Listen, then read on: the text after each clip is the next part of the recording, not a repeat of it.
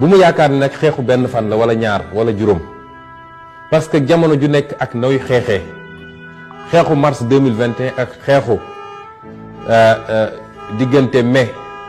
ba décembre 2023 bokkuñu ñaari xeex yu wute la. salaamaaleykum mbokk yi tey sama jàngatu tey dama koy jëmale ci li nga xam ne nii moom mooy kaawu Sonko bi ba tey bëgg a waxtaan ak yéen rek ci li nga xam ne moom mooy opération commando. alors li tax mu bëgg a waxtaan ak gars yi nag moom mooy tout simplement que euphorie maanaam coow li bañ leen a yóbbu ci ñu fees dell ca la nga xam ne moo wër buntu kër Ousmane Sonko ci waxtu yi photo wu def ay vidéo après ñu dem ñibbi parce que opération commando dafa am waxtu yoo xam ne ca lañ koy def.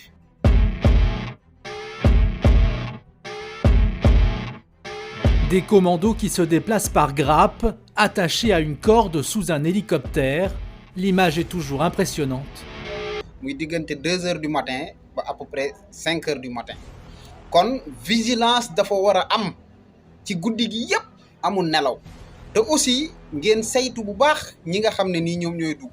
ca premier jour ya bu ngeen xoolee nit ñi bariwuñu woon noonu kon di ngeen mën a contrôler mais instant bi ak vidéo yu ma jot a gis dama gis ne nit ñi dañ fa fees dell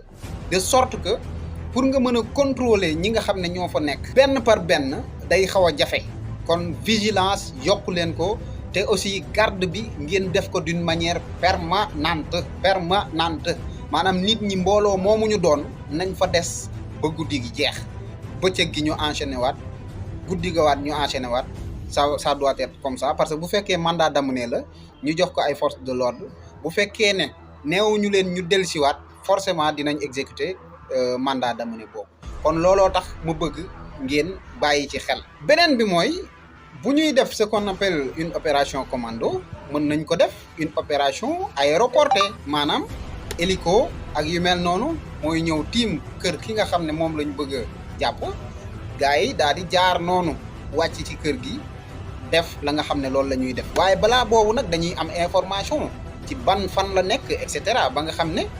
dina ñu mën a gaaw def li ñuy def parce que rapidité lay laaj. beneen bi aussi dinañ am un appui terrestre nga xam ne dina am yeneen éléments yoo xam ne ñooy jaar ci suuf ngir mën a ñëw appuyer leen pour cas bi bu fekkee ne dafa dégénérer ñoom ñu mën a ñëw dimbali ñi nga xam ne ñoom lañ ay aéroporté pour tout simplement soutenir leen kon loolu itam ngeen bàyyi ko xel bu baax a baax maanaam lépp loo xam ne mooy accès instant bi ci wetu kër Sonko comme noonu ñu ko barricadé nañ ko continuer tam ànd ak surveillance bu baax a baax ndax président Ousmane Sonko quand même kilifa la man nangu naa mu dem jàkkaarloog Mame Mbaye Niang ci délit de diffamation bi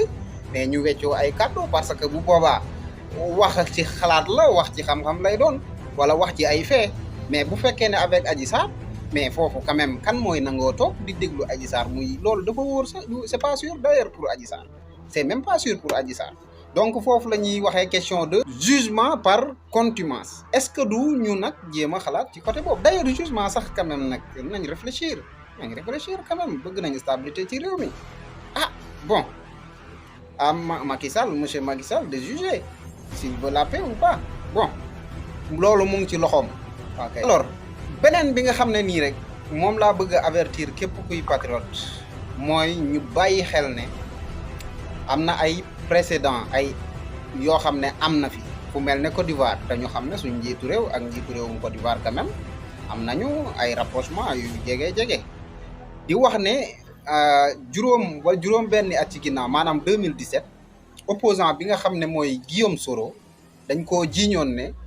dafa dencoon ay armes fële nga xam ne mooy ca këram ngir waajal coup d'état yu mel noonu ñu takkal ko ci loolu pour tout simplement indil ko ay problème loolu aussi ngeen bàyyi ko xel bu baax a baax parce que jamonoy bëre bukkeeg mbaam lañ nekk jamonoy aussi ne yàqu lañ nekk mooy kenn ku ne dafay def loo xam ne tout simplement pour wane ne kii moo bon la kii moo yàqu kii moo gën a bon loolu aussi na ngeen ko bàyyi xel bu baax a baax loolu nag muy siège u Pastef muy kër Ousmane Sonko gi ci fi nga xam ne mooy cité kër góor gi wala muy kër Ousmane Sonko bi nga xam ne moo nekk ca Ziguinchor wala mairie ba nga xam ne moo nekk ca Ziguinchor fépp foo xam ne Ousmane Sonko dafay dem na am ñoo xam ne ñoo fa nekk di surveiller bërëb yooyu pour tout simplement ñu bañ fa def infiltration def fa ay yëf yoo xam ne après dañ ko koy jiiñ ci wàllu ngànnaay ak yu mel noonu. li may daanele nag mooy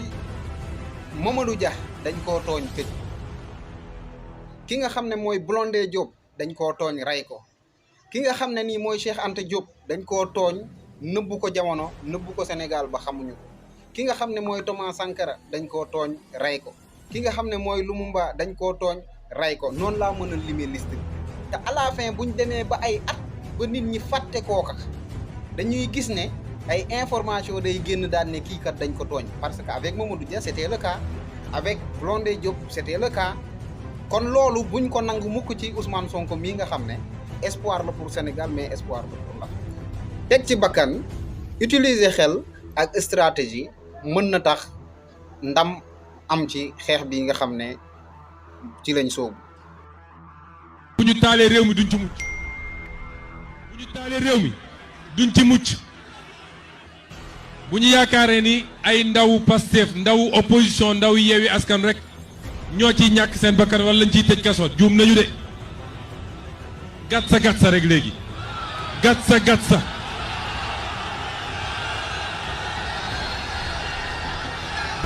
sa rek